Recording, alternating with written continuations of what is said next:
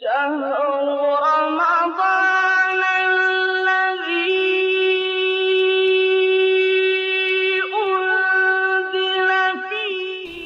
باللہ من الشیطان الرجیم بسم اللہ الرحمن الرحیم الحمد لأہلہ والصلاة علی اہلہا ولعنۃ اللہ علی اعدائہ اللہم وفقنا لما تحب وترضى اللہم اجعلنی فیہ من المستغفرین واجعلنی فیہ من عبادک الصالحین القانتین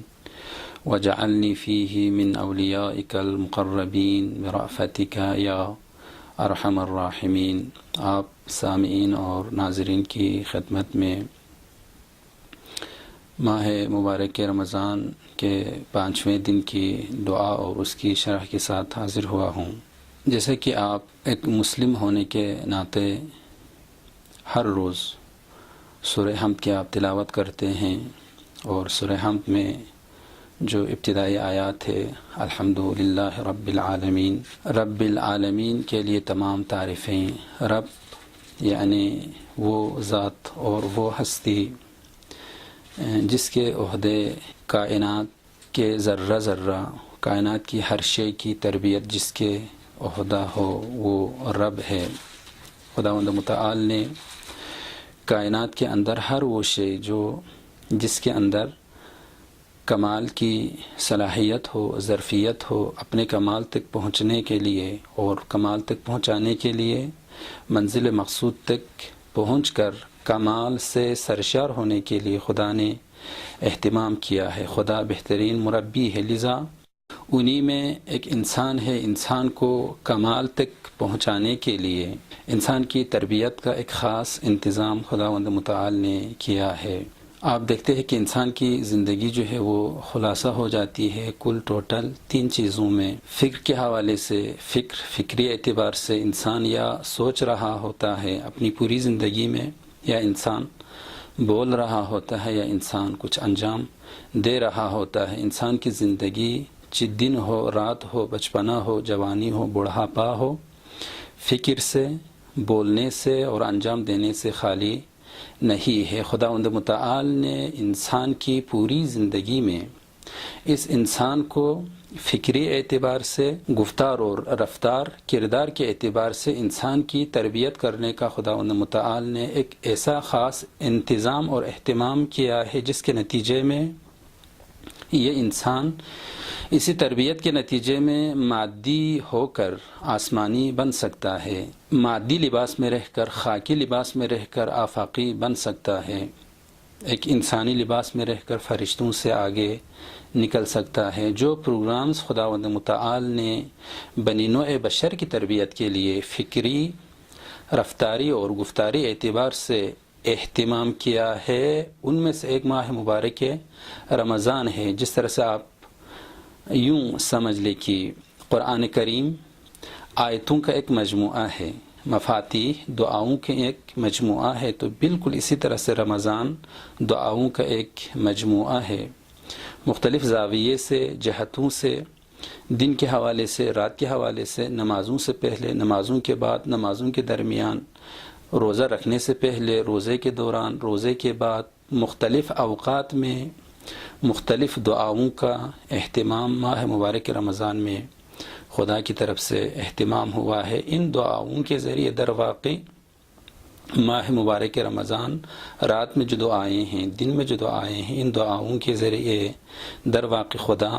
بنی نوع بشر کو اپنی بارگاہ میں لے جانا چاہتا ہے۔ بنی نوع بشر ان دعاؤں کے ذریعے دعاؤں کی تفسیر اور شرح کے سمجھنے کے ساتھ ساتھ بارگاہ ایزدی میں قدم رکھنا چاہتا ہے، مہمان الہی ہونا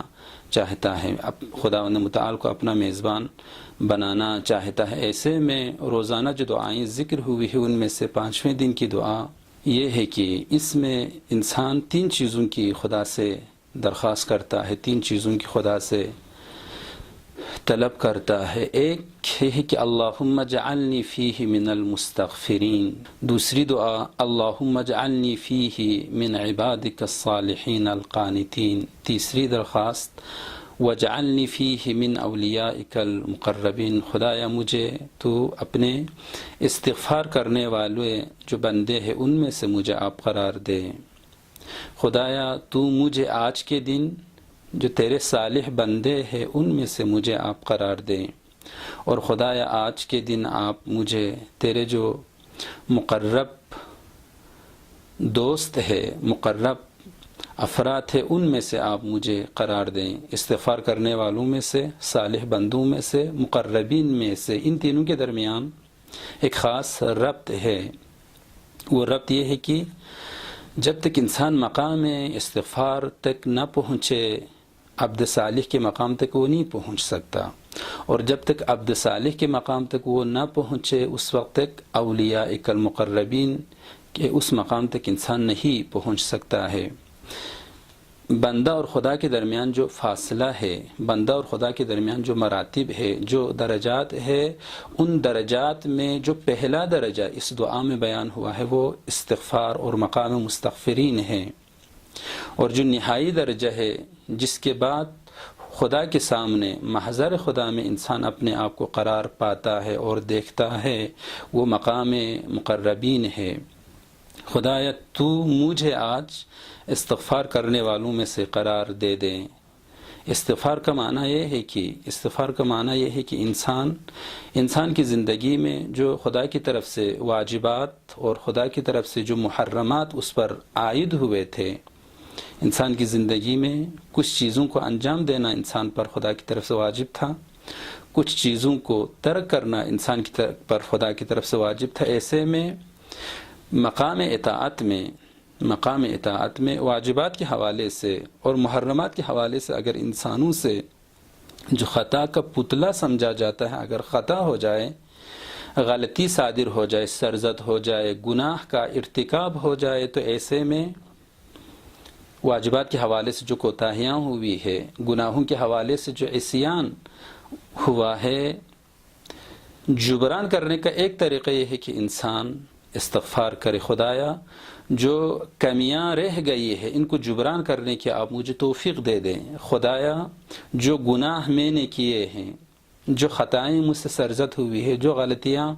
مجھ سے سرزد ہوئے ہیں، ان غلطیوں کو جبران کرنے کی، ان غلطیوں کو اپنے سے دور کرنے کی، جو گناہ مجھ سے سرزد ہوئے ہیں ان گناہوں کو اپنے سے بخشوانے کی آپ مجھے توفیق دے دیں۔ میں استغفار کرنا چاہتا ہوں، میں شخص سے مستغفر بننا چاہتا ہوں۔ استغفار وہ وسیلہ ہے، وہ ذریعہ ہے جس کے ذریعے انسان گناہوں کے حوالے سے اپنے آپ کو صاف کرنا چاہتا ہے، گناہوں کے حوالے سے، خطاؤں کے حوالے سے اپنے آپ کو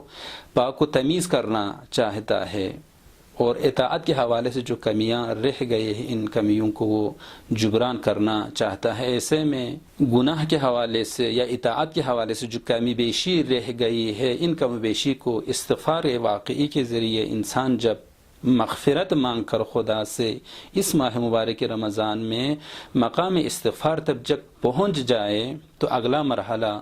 عبد صالح کا مرحلہ ہے، یعنی اس بندے میں یہ صلاحیت آ جاتی ہے کہ وہ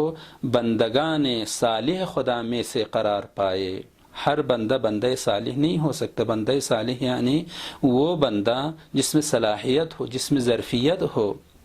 بندہ صالح، لائق بندہ، شائستہ بندہ، اور شائستہ بندہ وہی بن سکتا ہے کہ اس کی فاعل میں گناہوں کے حوالے سے کوئی گناہ باقی نہ ہو، اس کی فاعل میں اطاعت کے حوالے سے کوئی کمی نہ ہو۔ اس بندے نے استغفار کے ذریعے ان کمیوں کو جب جبران کیا ہے تو مقام استغفار تک پہنچنے کے بعد مقام بندہ صالح، شائستہ بندے کے مقام تک پہنچنا اس کے لیے آسان ہوگا۔ جب مقام بندہ صالح تک ہی انسان پہنچے گا تو اس کے بعد جو تیسرا مرحلہ ہے، مقربین کا جو مرحلہ ہے، وہ نہائی مرحلہ ہے۔ جب انسان مقام تقرب تک پہنچے، مقام تقرب تک پہنچنے کا مطلب یہ ہے کہ انسان اس طرح سے اس نے اپنے آپ کو پیش کیا ہے محضر خدا میں کہ یہ شخص مقرب بن گیا ہے، یہ شخص خدا کی نگاہ میں شخص معتمد بن گیا ہے، شخص قابل اعتبار بن گیا ہے۔ ایسے میں جب شخص قابل اعتماد بن جائے تو خدا اس پر اعتماد کرتا ہے، خدا اس پر اعتبار کرتا ہے، خدا اور یہ بندہ جب مقرب ہوتا ہے تو آیات قرآنی میں متعدد آیات ہے، ان آیات کی روشنی میں کچھ اس طرح سے اشارے ہمارے سامنے آ جاتے ہیں۔ مقام مقربین تک پہنچنے والے یہ افراد، ان کا مقام کیا ہے؟ والسابقون السابقون اولئک المقربون فاما ان کان من المقربین فروح وریحان وجنت نعیم۔ اسی طرح سے عینا یشرب بها المقربون، جنت مقام مقربین ہے، محضر خدا مقام مقربین ہے۔ اعتماد خدا کس پر کرتا ہے؟ مقربین پر اعتبار خدا کرتا ہے۔ اور انہی جملات کے ذریعے ہم خدا کی بارگاہ میں جو اس دعا کے آخر میں جو جملہ ہے، خدایا مجھے مستغفرین میں سے قرار دے دیں، خدایا مجھے تیرے لائق بندوں میں سے قرار دے دے، خدایا مجھے تیرے مقربین میں سے قرار دے۔ ان مقامات تک پہنچنے کے لیے انسان نے جس چیز کا واسطہ قرار دیا ہے، جس چیز کو، وہ کیا ہے؟ برأفتک یا ارحم الراحمین، تیری مہربانی کا واسطہ، تیرے لطف و کرم کا واسطہ، اے ارحم الراحمین، خدایا تو ارحم الراحمین ہے۔ اگر تیرے بندے پر اگر مہربانی کرنا چاہیں، لطف و کرم کرنا چاہیں، تو آج کے دن مجھ پر لطف و کرم فرما اور مجھے